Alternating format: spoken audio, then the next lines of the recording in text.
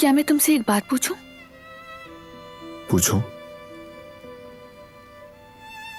बैरवान खाला कैसी इंसान है?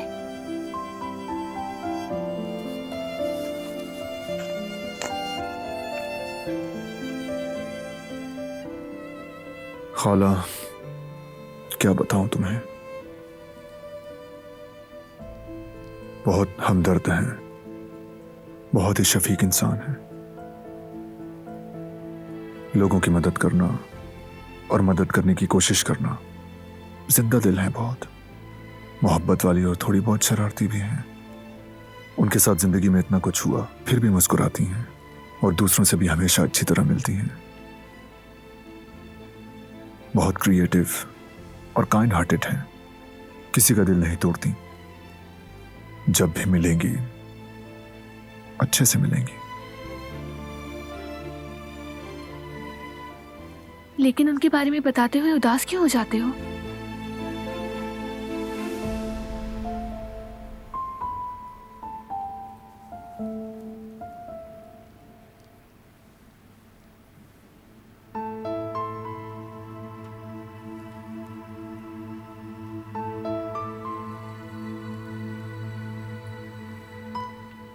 बैरवान खाला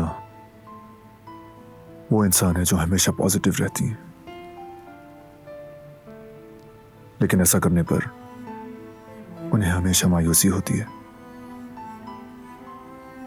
मैंने कदर आपा से सुना था, जिससे प्यार करती थी उन्हें मजबूरन छोड़कर जाना पड़ा।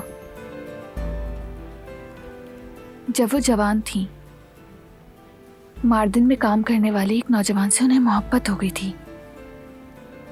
वो दोनों बहुत मोहब्बत करते थे। उन्होंने उस बारे में सबको बता भी दिया था, लेकिन फैमिली के ना मानने की वजह से वो दोनों एक साथ भाग गए। बैरवान खाला ने आजाद साहिबा से भी शेयर किया, एक बहन होने की हैसियत से। लेकिन यहां तक कि इस उम्र में भी रिवायात, फैमिली का नाम, उनकी इज्जत सबसे ज्यादा अहम थी दादी जान के लिए।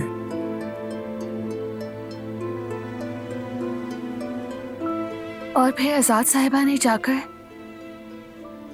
उनका वो प्लान सबको बता दिया ताकि फैमिली की इज्जत बचा सकें। और फिर एक बड़ी उम्र के आदमी से उनकी शादी करवा दी गई, जिसने उनकी जिंदगी जहन्नुम बना दी। वो बहुत बुरा आदमी था। वो बहुत अजियत में रही और फिर बैरवान खाला उनसे कभी शादी नहीं कर सकी। वो उनका सब कुछ था।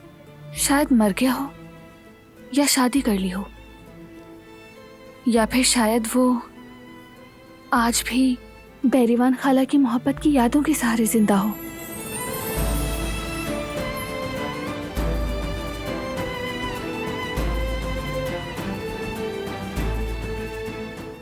तुम इतने चुप क्यों हो?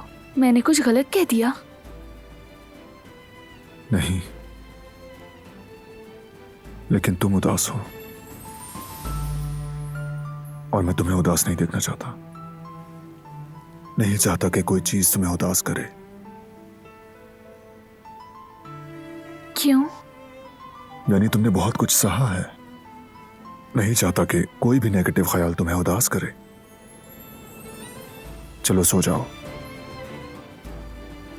शब बखैर। शब बखैर।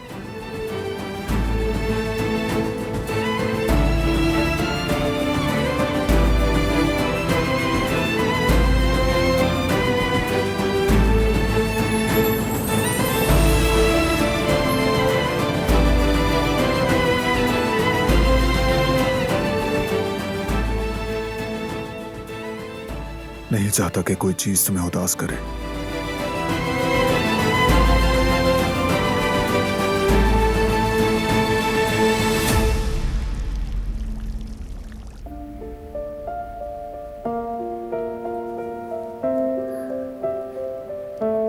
मत करो, रुक जाओ, मत करो, मत करो। ठीक है, बस पुरसुकून हो जाओ। कुछ नहीं हुआ, ख्वाब था बस, डरो मत, मैं यही हूं।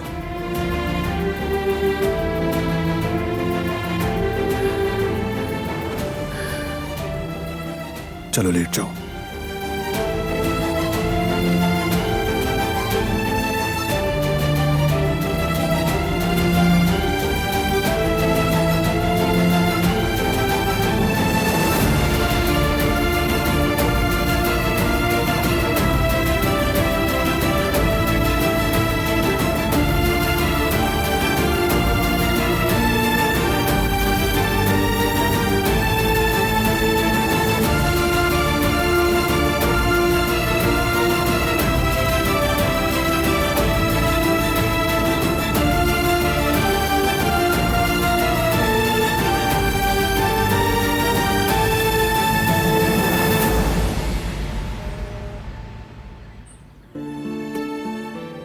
जफदत जान, मैं सोच रही हूँ कि क्यों ना आज मैं मार्केट चक्कर लगा लूँ।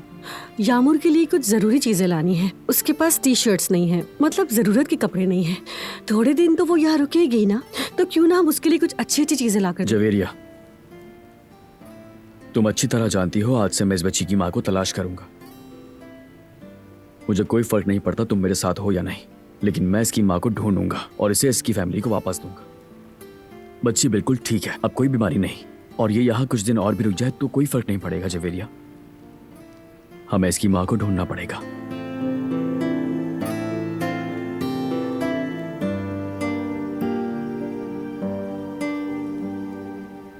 उफ जिहान, अब बस भी करो। आखिर कब तक तुम उसी टॉपिक पर बात करते रहोगे? नहीं कर सकता मैं।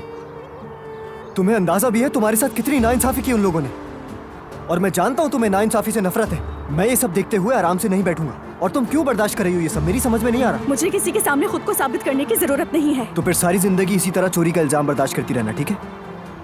बात सुनो मेरी, लोग इस तरह बहुत बातें बनाएंगे। अपने लिए चोर सुनना अच्छा लगेगा तुम्हें? और स्कूल में क्या होगा सोचा है तुमने? वहां सबको पता चल गया तो? मुझे परवाह नहीं, कोई कुछ भी कहता रहे। अगर ये मामला स्कूल बोर्ड तक चला गया ना, तो तुम्हारी लाइफ तो गई। इसीलिए समझो मेरी बात को, तुम्हें अपनी बेगुनाही साबित करनी होगी। मैं कुछ नहीं चाहती, बस बहुत हो गया। थोड़ा कुछ पढ़ भी लो जिहान।